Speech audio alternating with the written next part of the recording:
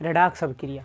Redox अभिक्रिया वह रासायनिक अभिक्रिया है जिसमें एक पदार्थ में इलेक्ट्रॉन की कमी यानी ह्रास होती है और दूसरे पदार्थ द्वारा इलेक्ट्रॉन ग्रहण किया जाता है। ये अभिक्रिया साथ साथ होती है, इसे हम रेडॉक्स अभिक्रिया कहते हैं। एक बार और समझते हैं। रेडॉक्स अभिक्रिया वह रासायनिक अभिक्रिया होता है जिसमें एक पदार्थ द्वारा इलेक्ट्रॉन की कमी होती है और वहीं दूसरे पदार्थ द्वारा इलेक्ट्रॉन की वृद्धि होती है। इस अभिक्रिया को हम रेडॉक्स अभिक्रिया कहते हैं।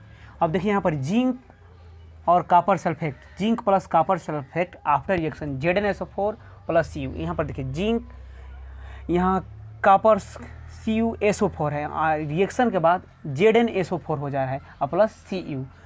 इस अभिक्रिया में Zn का ऑक्सीकरण अर्थात जिंक का ऑक्सीकरण में जिंक का इलेक्ट्रॉन कमी होती है, वह कॉपर का अपचयन होता है अर्थात कॉपर में इलेक्ट्रॉन की वृद्धि होती है। इस अभिक्रिया को हम रेडॉक्स अभिक्रिया कहते हैं। हम तो अभी पढ़े कि इस अभिक्रिया में एक पदार्थ का में इलेक्ट्रॉन की कमी होती है तो दूसरे पदार्थ में क्या होती है, इलेक्ट्रॉन की वृद्धि होती है। ठीक इसमें देखते हैं जिंक में इलेक्ट्रॉन की कमी होती है और कॉपर में इलेक्ट्रॉन की वृद्धि होती है। अब ऑक्सीकरण के दैनिक जीवन में हम उपयोग समझते हैं। ऑक्सीकरण अर्थात रेडॉक्स अभिक्रिया का हम दैनिक जीवन में अब के उपयोग समझते हैं। रेडॉक्स अभिक्रिया में का उपयोग में सबसे प्रथम हम संक्षारण। अब संक्षारण क्या होता है? संक्षारण वो रासायनिक अभिक्रिया होता है जिसमें कोई पदार्थ वायु और नमी के संपर्क में आ जाने से धीरे धीरे नष्ट होने लगता है। इस अभिक्रिया को हम संक्षारण कहते हैं। जैसे लोहे पर जंग लगना, तांबे का नीले परत चढ़ना, चांदी का बदरंग होना, ये सब क्या है, संक्षारण कहलाता है।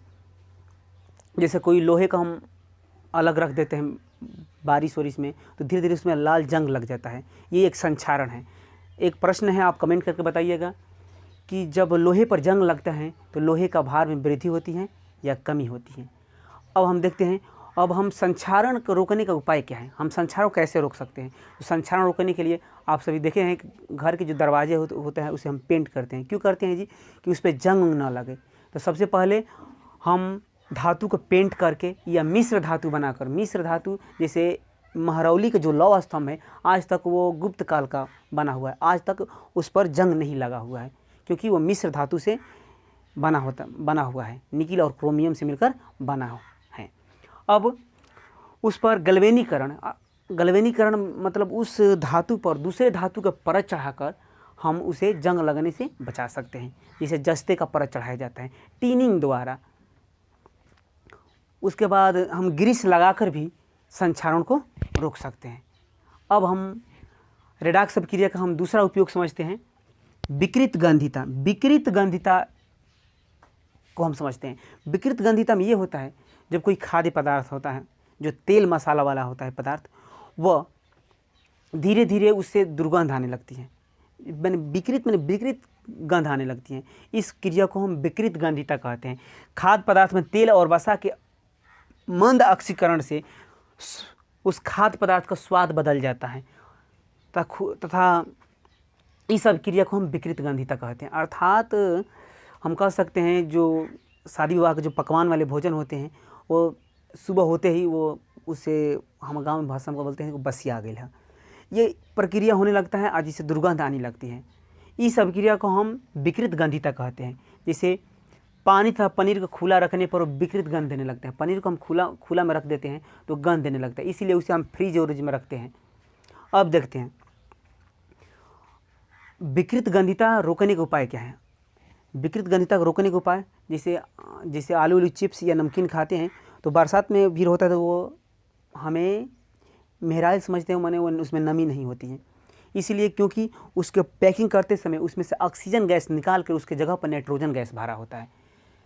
तो पहले आलू के चिप्स या जो भी हो नमकीन की पैकिंग करते समय उसमें ऑक्सीजन गैस निकाल कर उसमें नाइट्रोजन गैस भरी जाती है। भोज्य पदार्थ को माने खाने वाले पदार्थ को सूर्य के प्रकाश से बचा कर रखना चाहिए। भोज्य पदार्थ को सूर्य के प्रकाश से बचा कर रखना चाहिए। भोजन को फ्रीज और में रखना चाहिए तो अधिक देर तक वो टिकता है। और हमेशा भोजन को वायुरोधी पात्र में, ऐसा बर्तन में रखना चाहिए जिसमें ऑक्सीजन माने बाहरी हवा प्रवेश न कर सके।